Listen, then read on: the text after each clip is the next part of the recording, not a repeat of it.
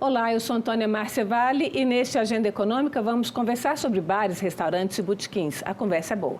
Durante a pandemia da Covid-19, o setor de bares e restaurantes foi de longe o que mais acumulou perdas. Menos de um ano após a decretação oficial do fim da calamidade, bares e restaurantes reabriram mais de 200 mil novos postos de trabalho. Neste Agenda Econômica eu recebo o presidente da Associação Brasileira de Bares e Restaurantes, Paulo Solmuth. Paulo, muito obrigada pela sua presença aqui na Agenda Econômica. Prazer enorme, Márcia, estar aí com vocês. Eu queria... Antônia Márcia. Antônia Márcia, obrigada. Eu gostaria de ver a ideia, a gente fazer um panorama de como é que está o setor. Eu falei menos de um ano, mas na verdade é bem menos de um ano mesmo, quase 6 meses, né? Depois da decretação oficial do fim da pandemia. E a gente tem essa notícia boa de que vocês já ultrapassaram, né, são dados oficiais, já ultrapassaram mais de 200 mil novos empregos em relação ao que tinha em 2019. Então, a primeira pergunta é, o setor recuperou as perdas que ocorreram durante a pandemia? Bom, Antônia, você bem destacou, o setor foi muito machucado durante a pandemia e acumulou enormes perdas, né? Primeiro, 1/3 das empresas que operavam naquele momento fecharam portas. O setor muito resiliente retoma, né, a retomada de empreendedores, mas 1/3 das empresas foram embora. Chegamos a perder mais de 3 milhões de postos de trabalho. E ao longo desse período aí, depois que foi retomando, recuperamos. O setor tem dado enorme contribuição econômica para o país, tanto no emprego, reajustando seus preços abaixo da inflação média, ou seja, os grandes indicadores econômicos são muito positivos. As vendas estão muito boas, nós fechamos o ano de 23 crescendo 5% e no ano anterior já tínhamos crescido 8 sobre 19, então, ou seja, estamos vigorosos no crescimento, mas tendo dificuldade em rentabilizar, até porque é muita dívida acumulada. Hoje, para você ter uma ideia, 40% das empresas do setor estão com dívidas atrasadas. Então, é um sofrimento grande, um dia a dia puxado. Vamos andando. Os dados são bons no que diz respeito a faturamento, gerando emprego, gerando alegria na rua, mas ainda bastante apertado e sofrendo. Essas dívidas, você falou de dívidas contraídas durante a pandemia. Durante a pandemia, a gente teve aí vários programas, né, de apoio do governo federal e alguns governos estaduais também criaram programas de apoio ao setor. Vocês estão agora pagando essas dívidas, é isso? É isso. Primeiro, importante destacar, Max, segundo o FMI, 100 de 130 países acompanhados pelo fundo fizeram ajuda ao setor de bares e restaurantes a fundo perdido, ou seja, que não precisava de pagamento. Aqui no Brasil a gente teve empréstimo e infelizmente não atingiu, não chegou a todos. E para você ter uma ideia, a última pesquisa nossa hoje, 10% do faturamento em média do setor está sendo usado para pagar dívidas do passado. Quando a empresa está fazendo lucro, tudo bem, ela está saudavelmente resolvendo os seus problemas. Agora, nós estamos com um pouquinho mais da metade das empresas operando sem lucro e 20%, 1 em cada 5, ainda operando com prejuízo.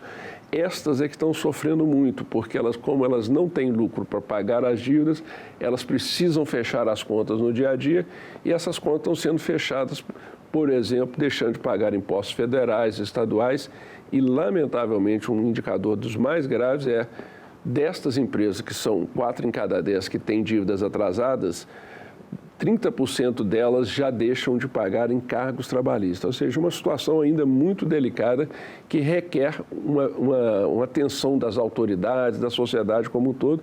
Nós não podemos deixar essa turma colapsar mais uma vez. Agora, é um setor que tradicionalmente, pelo menos aqui no Distrito Federal, a gente vê restaurantes que abrem, bares fazem sucesso ali nos 6 primeiros meses, depois vão decaindo, ao fim de um ano, 2 no máximo fecham. O que acontece com o setor? Porque o que esses 40% alguns estão operando bem, mas não tem lucro? O que acontece com o setor? É má administração, é falta de planejamento, é custo excessivo ou junta tudo? Primeiro vamos falar da realidade do nosso país. O país é muito hostil para o empreender. Inclusive, uma bandeira da Brasil é simplificar o empreender de maneira que a gente possa ter melhor qualidade de vida no país. Agora, para você ter uma ideia, a empresa média do nosso setor hoje tem vida ativa hoje de 3,4 anos. Lamentavelmente, no Brasil, o melhor resultado é no agrobusiness com 4,8 anos. Então, o Brasil é um grande destruidor de riqueza, é um grande destruidor de sonhos de empreendimento. Por quê? Muita burocracia, pouco apoio à pequena empresa. A pequena empresa é a mais numerosa no Brasil. Agora, os sinais também não são ruins, porque, por exemplo, nós temos no grupo de associados da Brasel, por exemplo, nós já conseguimos 4,4 anos de vida média, já 40% acima da média do país. Ou seja, com um pouco de apoio, de conhecimento, é possível sim melhorar esse quadro. Mas o quadro de quem empreende no Brasil, seja em qualquer setor, não é de vida longa e a gente precisa mudar isso.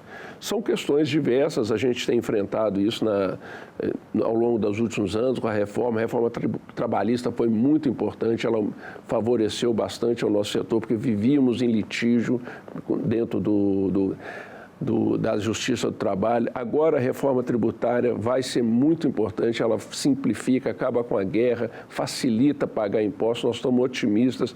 O setor foi contemplado na Câmara dos Deputados com alíquota especial, a exemplo do que acontece em toda a Europa, em todo o mundo. Então, as coisas parecem começar a encontrar um ambiente mais favorável para empreender no país e, obviamente, no setor de bares e restaurantes. Como é que fica essa parte, então, da administração? Se o Estado está tentando resolver as suas questões aí, questão tributária e tudo, como é que está o gerenciamento, o treinamento do pessoal de bares e restaurantes? Esse é um ponto importante, para você ter uma ideia. Tem um dado do Sebrae que indica que até 30% do tempo do empreendedor, hoje, ele é gasto com atividades não ligadas à operação do seu negócio. Então, são disfunções que nos tiram a atenção. A partir do momento que a gente começa a melhorar o ambiente, as questões macro do empreender, você libera esse tempo para o empresário focar no negócio. Hoje, no Brasil, você tem uma mão de obra que evolui. Já foi quando eu comecei a empreender no início da década de 90, eu contratei aquelas maquininhas que hoje são muito comuns, que mandam o pedido para a cozinha. Mas não adiantava, porque ninguém sabia ler.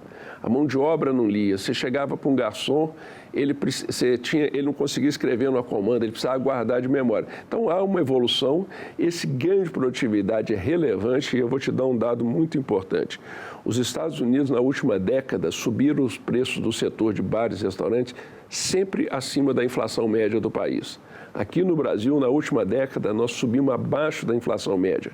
Isso só é possível porque está tendo ganho de produtividade, ou seja, o setor tem sim conseguido evoluir, do ponto de vista de gestão, de treinamento de mão de obra, de um cardápio mais eficaz. Então, o conhecimento está chegando, ainda não na velocidade que a gente queria, mas estamos avançando. Você falou aí dos Estados Unidos, se a gente fizer uma comparação com os Estados Unidos e também com a Europa, um bar no Brasil, um restaurante no Brasil tem muito mais funcionários do que lá. Como é que é essa questão da produtividade e, ao mesmo tempo, a qualidade do serviço não é boa na média? A gente tem muitas dificuldades de ter um atendimento de um garçom, de não ter que chamar em voz alta, brasileiro é mal educado, chama o garçom em voz alta. Mas o garçom não fica atento muitas vezes. Como é que é essa questão de treinamento de pessoal? Você falou aí para o uso de tecnologia, mas esse treinamento para o atendimento, como é que é essa qualidade de mão de obra? De novo, a gente volta para questões, por exemplo, que tem a ver com legislação. Vou te dar um exemplo. Aqui no Brasil, a pessoa que trabalha no caixa, ela não pode servir um alimento. Eu embarcava num voo na Europa agora, um ano e pouco atrás, tinha uma pessoa cobrando, servindo, aquecendo salgado para atender todas as pessoas voando. Então, sim, você tinha uma questão de legislação que aqui também acaba dificultando. Recentemente, uma das maiores redes de restaurantes do país, a maior, teve uma ação trabalhista gigantesca porque, trabalhando com jovens de 16 anos, falaram que ele estava em periculosidade porque estava trabalhando na cozinha onde tinha uma faca. Ora, num país em que um jovem de 16 anos não pode trabalhar numa cozinha porque tem uma faca, a gente tem muitos problemas de legislação, porque no mundo inteiro pode trabalhar, esse jovem tem faca na casa dele. Então, nós precisamos superar essas amarras que estão segurando o empreender e a produtividade. Pode parecer pouco, mas é muito. você não poder ter uma pessoa que está no caixa, por exemplo, pegar um copo e servir uma água. Então, essas questões são... Agora, a questão de educação, ela é fundamental, porque a gente precisa, para qualificar a mão de obra, que essa mão de obra chegue com um mínimo de educação básica positiva. Como eu te disse, há melhoras no país em geral e a partir do momento que a mão de obra chega um pouco melhor aqui, a gente treina e adquire as competências necessárias para o exercício da função. Agora, a questão de serviço, eu vou discordar um pouquinho de você. Eu não acho o serviço no Brasil ruim. O brasileiro está muito acostumado, talvez até da época da escravatura, a ser excessivamente servido. Quando você vai, por exemplo, para a Europa, para os Estados Unidos, você fica atento, o serviço que o garçom faz, que a empresa faz, ele é muito bem feito, mas ele é aquele. Não tem desvio de função, não tem, eu gostaria de mudar isso aqui que não muda, toma aqui, já paga na hora. Nós, às vezes, queremos um preço competitivo com um serviço de 5 estrelas. Isso não existe fora do Brasil. Eu acho que o atendimento nosso aqui é razoavelmente bom. Claro que pode e está melhorando, mas a comparação lá com fora precisa ser feita em outras dimensões, a meu ver.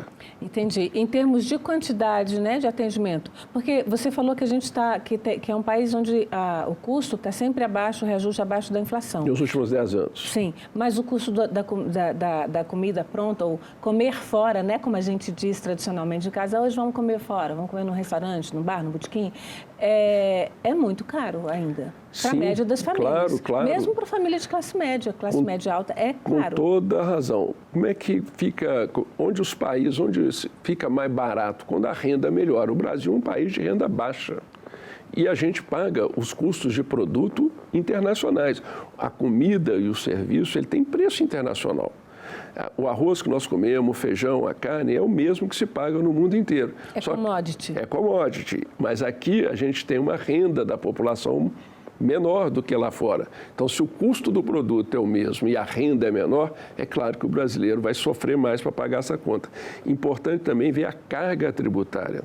A carga tributária no Brasil e as ineficiências operacionais são muito grandes.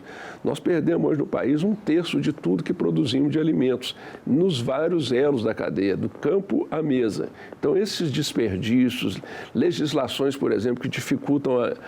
Nós temos na Europa, você vai em um carrinho, ele leva tudo junto, material de limpeza, alimento, tudo segmentado, tudo. Aqui no Brasil você não consegue isso, você tem dificuldade de legislação para isso. Lá no estado de São Paulo, para você ter uma ideia, havia um momento que você não podia levar um produto, uma pasta de dente junto com uma lata de arroz, com um saco de arroz. Que a legislação não permitia. Então, você tinha que ter 2 fretes, um custo maior. Então, quando você vai olhando, tem muita coisa influenciando nisso. Agora, você tem razão num ponto. O brasileiro, em média, hoje, produz 1/4 do que o americano produz. Ou seja, nós precisamos trabalhar 4 horas para produzir o que eles produzem. Tem legislação mais simples, mas também tem muita automação, tem muito mais escola e muito mais processo. Você falou em escola e processo, eu acho que são 2 coisas bastante interessantes. Escola, a gente só tem basicamente de formação no Brasil, neste setor, o SENAC, né, que tem excelentes escolas de alimentação. A Brasel pretende fazer alguma coisa nesse sentido? Algumas poucas escolas que são particulares, né, que não são dessa linha do SENAC. Como é que é essa questão da formação? Não é um campo que dá para investir mais? Até porque é um campo que você pode trabalhar muito com jovens, com jovens aprendizes, né, com adolescentes a partir de 16 anos. Primeiro emprego pode servir muito? Com toda certeza. A questão da educação é uma questão central para qualquer país. E o Brasil tem evoluído, eu sou dos otimistas, mas a gente ainda tem bastante por fazer. A gente melhorou muito na oferta de cursos de gastronomia, um setor que hoje nós temos 5,1 milhões de pessoas trabalhando diretamente no setor e impressionantes, Marco, 1,9 milhões empreendendo. Então nós temos 7 milhões de brasileiros trabalhando ou empreendendo nesse setor. E isso, obviamente, tem chamado a atenção da sociedade, dos formuladores de escolas e tudo. O desafio é grande, mas a gente está evoluindo nisso. Se você certamente vai perceber isso, aqui em Brasília a gente vê uma evolução brutal. Eu frequento Brasília desde o final, no iníciozinho da década de 80. O que nós tínhamos lá em restaurante, qualidade de serviço para o que temos hoje, é quase que um outro planeta.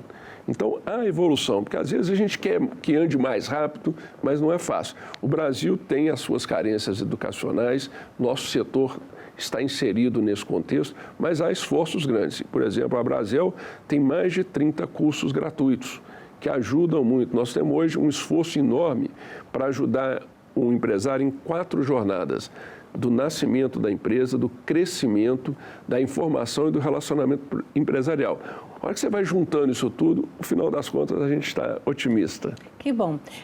Falando um pouquinho da questão de tributos, né? A gente está num momento aí de finalização, né, de discussão da reforma tributária. O que para vocês é mais importante em termos de reforma tributária? Bom, primeiro, a gente apoia fortemente a reforma tributária. Nós precisamos acabar com a guerra fiscal, nós precisamos simplificar a questão tributária no Brasil e a gente precisa incentivar a nossa indústria de maneira que ela produza. Agora, essa transição ela tem que ser feita cautelosamente e ela está sendo feita. Nós estamos otimistas com o que vem aí. A Câmara dos Deputados foi muito sensível aos argumentos do nosso setor. O setor de bares e restaurantes foi incluído em alíquota especial. Na época, até o senador, agora relator, o Braga, falou assim, eu estranhei de bares e restaurantes estar com alíquota especial. Ele deu umas 2 entrevistas, eu me reuni com ele, falei, senador, não estranhe, porque é assim no mundo inteiro. Em geral, na Europa, o setor de bares e restaurantes tem uma alíquota em torno de 40% da alíquota cheia. E é o que o Brasil está fazendo aqui para o nosso setor. Então, a reforma é positiva, a gente está enxergando ela com muito otimismo e acreditamos que o setor foi bem contemplado. Esperamos que o Senado mantenha a decisão da Câmara e que possa ficar mais fácil e melhor empreender e trabalhar no nosso setor. Mas tem diferenciações, alíquota cheia, um percentual da alíquota cheia aí para bares, para restaurantes? Porque se a gente pensar em termos de produtos de primeira necessidade, tudo bem que a diversão ela é uma coisa importante na vida das pessoas, mas um bar é diferente de um restaurante, se você pensar em alimentação e em lazer.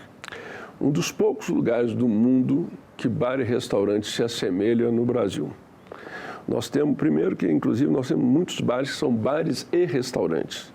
E você não vai acreditar, mas a população brasileira, até por uma questão que a gente já abordou aqui de renda, a maior parte do nosso consumo de comida acontece em lanches. Infelizmente, muita gente não tem nem dinheiro para sentar no restaurante. E há uma parcela enorme, inclusive no dia que eu fui estar com o deputado senador Eduardo Braga, eu falei com ele, eu jantei ontem num bar. Eu jantei comendo uma porção de carne de sol com mandioca. A gente não precisa se apegar ao prato, arroz, feijão, aquele prato feito, não. Comida é comida, desde que ela seja de qualidade, e bar é também restaurante, e restaurante também é bar. E a gente não pode deixar de entender a questão do emprego. O setor de bares e restaurantes é hoje o maior empregador no mundo. E daí ele ser favorecido em todas as suas questões, porque ele gera emprego. E emprego é a maneira mais digna e correta de ajudar alguém. A gente é a favor de toda a proteção social, a gente é a favor do Bolsa Família, a gente é a favor, mas o que a gente sabe que é bom mesmo é ter um emprego que você possa prosperar, fazer suas escolhas, e o setor de bar e restaurante é um forte empregador. Você falou em algum momento da questão do custo da mão de obra, né? Mas o nosso salário mínimo é um dos mais baixos do mundo, né? Você comparou com os Estados Unidos, assim, a nossa hora de trabalho aqui não é 1/5 da hora de trabalho de um trabalhador norte-americano. Como é que fica essa questão a relação entre qualidade do atendimento, qualidade das pessoas que estão trabalhando e o salário que é pago a elas? Uma ótima questão. Primeiro, nosso setor hoje paga um pouco acima da média do Brasil. Sinal que a média é bem baixa. Também vamos falar do lado positivo. Quando eu comecei a empreender, um salário mínimo no Brasil era da ordem de $50. Hoje nós estamos com um salário mínimo já da ordem de $300. Então há uma evolução mesmo em moeda estrangeira, ou seja, melhoramos. Estamos bem? Não. Agora, o que acontece? Encargos trabalhistas. Quando você contrata um trabalhador hoje, ele custa para a empresa quase o dobro que você paga de salário. Então, daí que nós estejamos defendendo tão fortemente a desoneração da folha. Nós temos hoje 17 setores da economia desonerados. São grandes setores. E, no entanto, o maior empregador, que é o setor de bares e restaurantes, não está desonerado. A partir do momento que a gente desonere a folha de salário, a gente também vai conseguir melhorar. Então, desoneração, continuar o país nessa tomada aí de pagar melhor para todo mundo, mas também ganhar produtividade. Porque a partir do momento que você é mais produtivo, você pode dividir aquela sobra entre o empresário e o empregador. Paulo, eu vou aproveitar, você falou que é o setor que mais emprega, então eu vou pedir ao Wagner, nosso diretor de gravação, para colocar na tela o site, né, que é o abrazel.com.br, da Abrazel, onde as pessoas podem conseguir descobrir onde tem cursos, onde tem vagas de trabalho também. Quem quiser fazer um curso da Abrazel, né, um atendente, um garçom, pode encontrar onde tem no site da Abrazel? Com toda certeza. Nós temos lá um ambiente de qualificação, não só da mão de obra que trabalha, mas do empresário também. E eu só queria fazer, quando eu falo que o setor que mais emprega, a gente está falando aí entre mão de obra direto e empresários. Porque, senão, a turma da construção civil, alguns outros, mas eu tenho um pouquinho mais de emprego. Mas, no total de empresários mais empregos, nós somos o maior gerador de ocupação do Brasil. Muitos são micro e até MEI, né? Você tem muitos restaurantes que funcionam com quase dono e mais um. 1 milhão de MEIs. Nós temos hoje 1.456.000 CNPJs ativos no Brasil. Destes, quase 1 milhão são microempresários individuais. E quantos você tem aí de microempresários, né? Porque tem os individuais e tem os micro, né? Que tem um pouquinho mais, os pequenininhos, né? E tudo, né? O setor, setor de pessoas que empreendem mesmo. Vamos dizer, a gente vive numa bolhazinha, que os restaurantes que a gente frequenta, que a gente vê mais nos grandes centros, aqui em Brasília, a gente está falando de um número aí de 200 mil empresas. Desses 1,5 milhão, vamos arredondar aí, só 200 mil são esses maiores que a gente vê. Aí você tem uma faixa ali de 300 mil, que é aquele mais a lanchonete, o restaurante menorzinho, e aí você tem 1 milhão, que é muita gente fazendo quentinha, servindo pequenos negócios espalhados pelo Brasil todo. E está todo mundo vinculado à Abrazel? Não. A Abrazel se sente responsável por desenvolver esses empresários. A Abrazel é voluntária, as pessoas às vezes não pagam porque não conhecem ou porque mesmo não têm recursos, mas 90% do serviço da Abrazel e todo o treinamento é gratuito. Você não precisa ser associado para usufruir. A gente disponibiliza para todo mundo treinamento, qualificação, informação gratuito. Para a gente fechar com a reforma tributária que você já falou, você acredita que a reforma vai simplificar de verdade a vida com essa unificação de impostos? Eu não tenho a menor dúvida. Para você ter uma ideia, às vezes você vai comprar um vinho, esse vinho vai num estado para voltar para o mesmo estado para pagar menos impostos. A mesma coisa acontece em várias formas de logística. Por exemplo, nós temos uma dificuldade enorme de ensinar para o empresário quanto que ele paga de imposto, porque o ICMS num estado é diferente do outro. Então, assim, quando você puder ter uma coisa só, simplificada, evitando essas ineficiências, facilitando a comunicação, a educação dessas pessoas, eu não tenho a menor dúvida que nós vamos ter. Eu ouço muito o Bernard Rappi falar isso e eu acredito, nós vamos ter um crescimento do PIB acima do que teríamos com a reforma tributária, só por simplificar e tornar mais racional alguma das atividades que a gente tem hoje. Paulo Somuth, muito obrigada pela sua presença aqui na Agenda Econômica. Antônio, um prazer enorme, espero que a gente tenha outras oportunidades. Tá certo. E agradeço também a você que nos acompanhou até aqui. Siga com nossa programação na TV ou escolha o que quer ver na internet de acordo com o seu momento. Estamos em senado.leg.br/TV e youtube.com/TV Senado. Aproveite e se inscreve no canal do YouTube e garanta o seu acesso à informação de qualidade. Até o próximo Agenda Econômica.